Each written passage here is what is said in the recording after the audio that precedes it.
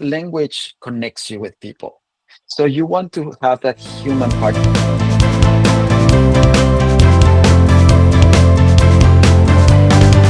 Fantastic. Well, Edgar, just appreciate again. Thanks for coming on to our podcast. We're just so excited to have you. And like I was telling you kind of just a minute ago, my team has just really talked about you and how amazing you are and how they enjoy working with Yeah. you. But we just appreciate you working with us here at Recur. So Well, thank you. I, I'm honored for the invitation. Thank you for having me with you guys, and I'm glad that I can share a little bit about our organization with you all. So what I'd love to do is I'd love to get to know you just a little bit. You were mentioning to me that you initially are from Mexico City and now you're at the University of Mississippi. Is that correct? That's right, Ryan. I came back in the 90s. Actually, I came here as a student. I came to the University of Mississippi, but I never went back to Mexico to live because 6 months before I graduated from the university, I got a job with a furniture manufacturer in Tupelo, Mississippi. They hired me because nobody was here that spoke Spanish at that time. So they were looking for somebody who spoke Spanish to train them to become the Latin American manager. Oh, So wow. basically I worked with them 13 and a half years. And I took care of their international sales in Latin America and Southern Europe. So Wow. that's how I stayed in 2008 when the economy was kind of having challenges. A lot of the companies start closing, so I lost my job, Oh, and wow. I had to reinvent myself. I came back to Mississippi because at that point I was living in Los Angeles. I was living in Los Angeles. I think I was like 5 years there. Then I came back to Mississippi. I did my master's degree, and then I got a job offer to work teaching Spanish because my master's, that the one that I got, was teaching English as a second language with emphasis in Spanish. And since I'm originally from Mexico City, I wanted to really teach Spanish. So I started teaching kindergarten Spanish through eighth grade. And that changed my life, dude, because those kids learn Spanish or languages so fast that it just became a passion. And That's from then on, I've been advocating for languages to just really highlighting the importance of really leveraging those young brains because we need language in this world for connection, for empathy, for diplomacy, for national security. So that's a lot of the things that I do now. And what we do through our organization is to help teachers to really get trained, to grow, to get the so resources that they need. your association is for teachers. So it's the Yes, Mississippi Foreign Language Association, and it's primarily correct. for teachers to belong to. Is that correct? That's right. It's called, like you said, Mississippi Foreign Language Association. And we basically have the organization established to help our teachers connect, to get empowered, and to really learn what are the new techniques, the new methodologies that they can use in the So in the this is classroom. this would this be for like a teacher at a high school or a teacher at a college or All levels, all all levels? levels, all So levels, all so levels. somebody moves to Mississippi to teach school at a high school, and it would be wise for them to join your association, the Mississippi Foreign Language Association, to connect with others and to kind of learn how other people are teaching foreign languages in Mississippi. Is that correct? Absolutely. It's just like I will give you an example with me. I had a different career. I was in sales. And then suddenly here I'm teaching. And then I'm going to teach not only just teach Spanish, but I'm going to teach the little ones. How do you teach a 4-year-old Spanish? And so you need to connect. Have to have a network that probably has a little more experience and guides you, and you can find like a mentor and tell you, hey, listen, this is the curriculum that you need. These are the tools that you need to grow. So that's what we do. We have all the way from starting from pre-K through higher ed.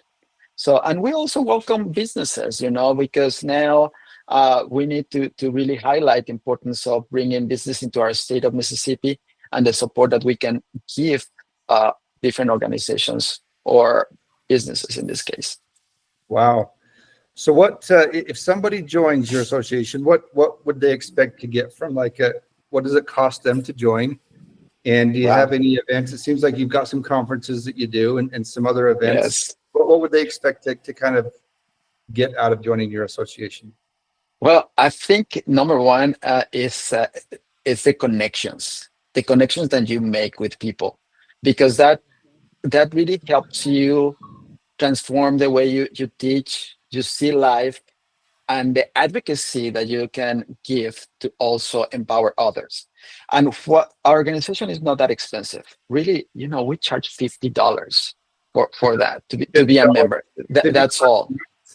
fifty If dollars, fifty Yeah. dollars for the year, or $50 per month, or what does that?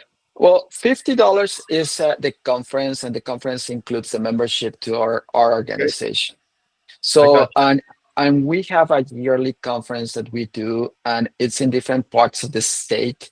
We try to do north, central, south, so we can cover Mississippi is large, so we have to travel different areas so our teachers can have access to that.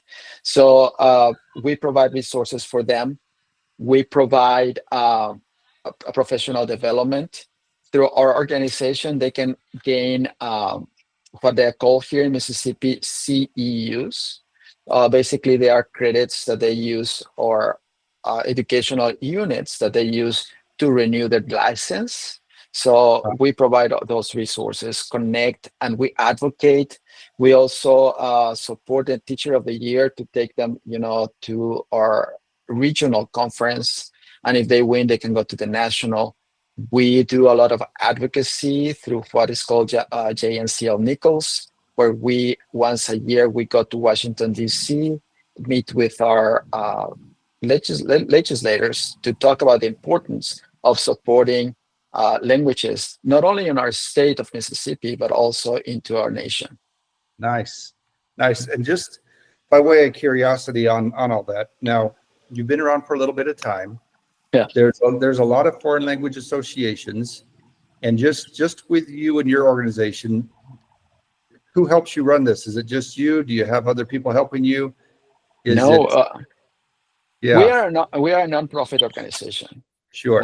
So we have a board, You have a and the board. board, yes, and we have a president, vice president, VP of memberships.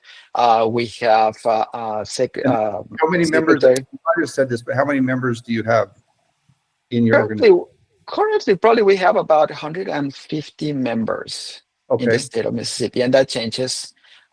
So we're always growing. We're always needing more members. And I not only do also serve with the Mississippi Foreign Language Association, I also serve as president of the National Network of Early Language Learning, oh, wow, and and I teach at the University of Mississippi. But what we do here is basically that your opportunities for you to expand, to do service, and to keep connecting. So yeah. nice. And before you started using Recur, how did you keep track of all of the membership that you had and all the people that you had and everything going on? Well, I'm so happy you guys came on board, because I was doing it all manually.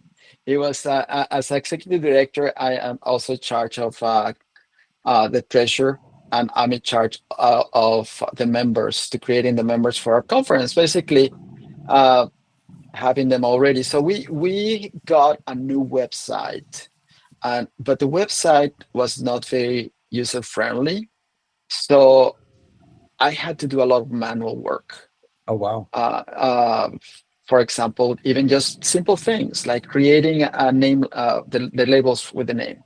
sure, So now with you guys, I can just download the file and create those labels in 5 minutes. nice. Before, I had to go and look at the file, copy paste things because I could not download for some reason. Maybe I was not following the instructions correctly, but I asked everywhere and I couldn't figure out. And I had to, and the reason was difficult is because we had to have the name, last name, and the school that they belong to. Gotcha. So having all these complements plus who paid, who didn't pay, you have to have time. and who has time now. We are all volunteers in the organization. We do Interesting. this because we want to make a difference, and we want to support all of us as teachers. Now, So we don't get paid. now we So have, we just appreciate that, Edgar. It's just good to hear good feedback from you. We do work with a lot of different associations. And what kind of advice would you give somebody that's maybe struggling to grow their association, or they're new in this area, and they don't know really how to manage an association? What advice would you give somebody that's new to running an association? I think find who is doing it well and Okay, ask, hey guys, what are you doing? What are you finding? Who are you using? What are your challenges? How can I solve them? Could you give me some tips? And how can I communicate with my members in a fast way? How can I find who renew, who didn't renew? And just giving those tips and knowing what works for you, it's valuable. Because if somebody asks me, uh, every time somebody asks me, it's like, listen, if you know somebody, tell me, because I'm doing everything myself. And that's how I came like to get to know you guys, through other organizations that were starting to use Recur, and they said, hey, listen, is this one? Just you may want to look at it. Uh, um, the people from Idaho are the ones who kind of brought your name to me. I was like, okay, I need somebody to help me with that. So my advice is connect with people, ask questions, ask the right questions, know what your needs are, so you find the right partner for your organization. nice. And what's one of the biggest obstacles that you have overcome, and maybe that you're still working on overcoming, in regards to running both of your associations? I think communicating better with our members. I think that is a big challenge. Just how do you find a balance to communicate without overwhelming? Gotcha. Because I think we are, as teachers, wear so many hats, and and teachers do so many things, and there's not so much time. So when you start bombarding them with emails, it's challenging. So you can lose people through over communicating. So finding the right balance, I think, is crucial. So having the right tools to do that is very important as organization, and how to measure it, because you have to have data to know who opened the email, who is not a valid email, and to start having a clean, raw information so you can really leverage that. So if somebody was looking to join your organization, is it best for them to go to your website, and where would they go, and how would they join? Yes, I think the best way to join the organization is to attend our conference, because that's the complete value there. You come, connect, and communicate. So the easiest way to find us is through the Mississippi Foreign Language Association, and that the website is mflams.org. Fantastic. mflams.org. And there you can just find join the conference, and you can just use Recur to register for the conference, and then you will be part of the members. And if you cannot attend after it closes, we can have a membership for $30. So having the conference and the membership as a bundle is really valuable. Can you tell us about your conference, kind of what to expect and when it is and where it's going to be held? Of course, the conference is going to be fantastic. It's going to be a great event in Clinton, Mississippi. It's very close to Jackson, Mississippi, where the capital is located. It's going to be hosted by the Mississippi College, and it's going to be November 7th through November 8th. So So that's yes. So it's coming pretty soon. So we are super excited about it. We're going to have as our keynote speaker, Chef Katie Dixon. She was a Master Chef finalist, and she's the owner of Birdhouse Cafe. I think that's what it's called. I think she's located in Hattiesburg, Mississippi. So we're going to be kind of central located this time, close to Louisiana. that's fantastic. Now, just maybe just a couple more questions for you, Edgar. But Of course. in Mississippi specifically, obviously there's some interest in people having a foreign language or learning about it. But what would you suggest for people that don't know a second language or don't know a foreign language, and they're going to school, or they've got the opportunity to go and take a Spanish class or something else? What would you suggest to those students, if you will? Well, Ryan, thank you for your question, because I think that's super important. A lot of times, we have misconceptions or stereotypes already done. We speak English. We are fortunate to speak English in many ways, and we know that most of the world speaks English. But we forget one thing, that the world does not speak English fluently in all levels. There are all levels of fluency. So in that regard, language connects you with people. So you want to have that human part. Now we have AirPods that will translate. How amazing is that? Who wants to learn language like that? Well, many times they are not going to work perfectly. It's funny because I just watched. Do you know who Canelo is, the boxer? Oh yeah, yeah. Canelo is a Mexican boxer. He just lost the fight, by the way, but he was being interviewed and he was speaking English, and the guy who was interviewing, he said, "Canelo, your English is amazing. What happened?" He said, "I was tired of using a translator because the translators never translated everything that I wanted to say, and I want people to hear what I have to say." Wow, that was powerful. Your words have power, and many times they are not presented the same when you have translators. The next thing is diplomacy. We live in a world that is very challenging.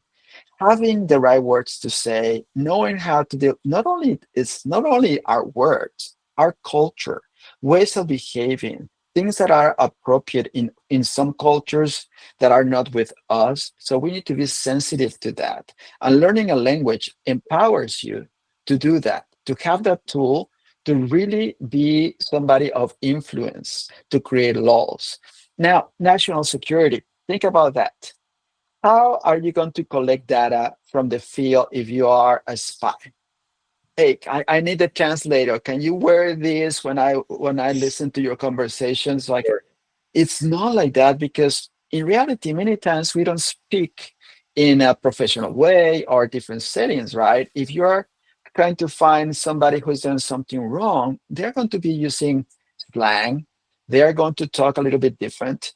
So you have to have somebody who is really language proficient, and that, where that starts, when you're young, when you start learning as a little child, because then you can acquire more language, travel, learn. But if we learn when we're in high school, our hormones are somewhere else. We don't see the importance of it. Then we go to college and it's just a requirement, and we are losing this battle on language, because we are really not investing or seeing the value that is behind it to bring business into our country through partnerships. Here in Mississippi, there are more than 400 companies that call Mississippi home.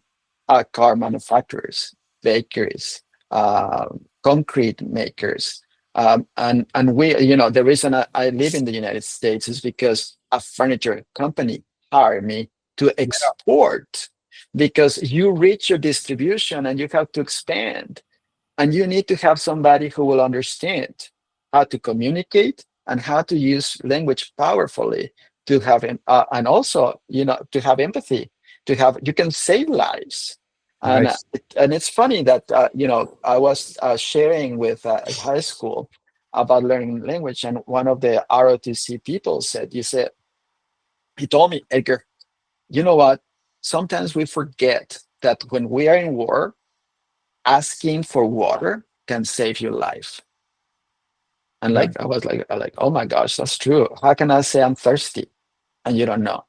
So learning languages really is a value for our nation, for national security, business, or diplomacy. Well, I absolutely love your response, and I love how intense you are about foreign languages, and I think you're doing a phenomenal job. Um, Thank you. we just wanted to, just just finish up here by just expressing our gratitude again for you as being a customer of Recur. And like I've told you a few times, my staff just absolutely loves working with you. So just thanks for all you do. Thanks for coming on for us for just a little bit. And we hope you nothing but the best with the Mississippi Foreign Language Association, and hope that we can continue working together. So, well, thank you. Well, I appreciate the time, and the feeling is mutual. I'm so happy, and I'm so honored to work with you guys. And remember, you don't have to be a teacher also to join.